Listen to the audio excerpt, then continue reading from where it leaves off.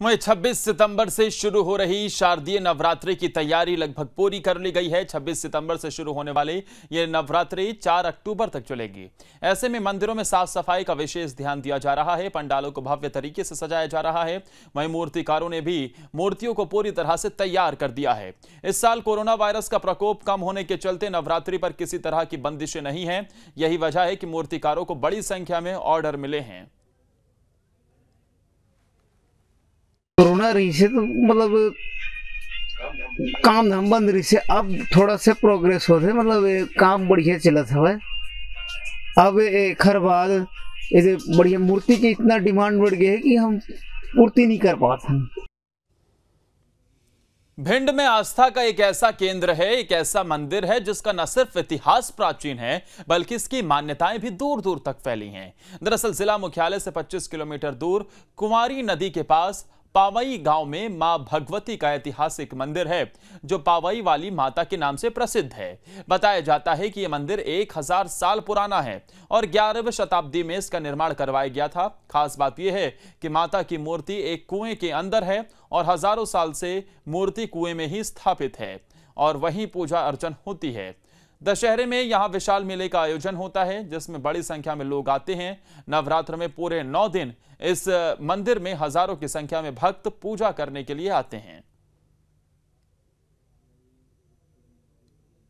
उस जमाने में जैसे मूर्ति खंडित राज्य में कौन सी में करी गई है, मुसलमान राज्य में, तो जब से खंडित है गई है तो ये कुगाम गए, कुगाम पहुंच गई है और वहीं से वे न कही है कि हमको खंडित नहीं कर पाएगा। सोई वे लोग यहाँ से चल लौट गए है।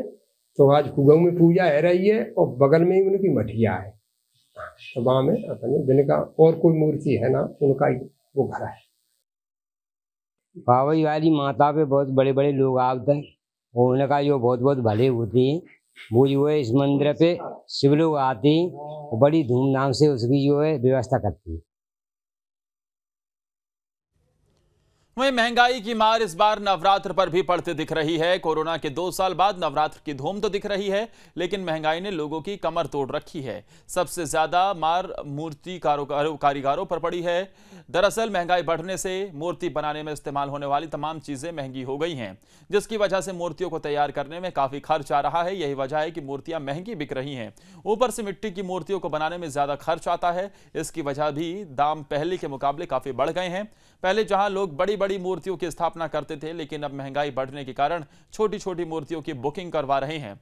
भिंड में मूर्ति बनाने वाले कारीगर प्रेम सिंह का कहना है कि पहले पीओपी की मूर्तियों की डिमांड ज्यादा रहती थी लेकिन अब मिट्टी की मूर्तियों की डिमांड ज्यादा है लेकिन उसे तैयार करने में ज्यादा खर्च आता है, इसलिए बिकती भी महंगी है।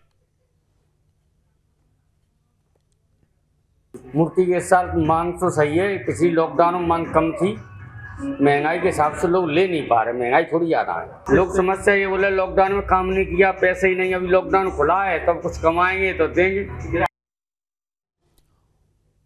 सर्वपितृ मोक्ष अमावस्या पर लाखों लोगों ने नेमावर के नर्मदा घाटों में डुबकी लगाई।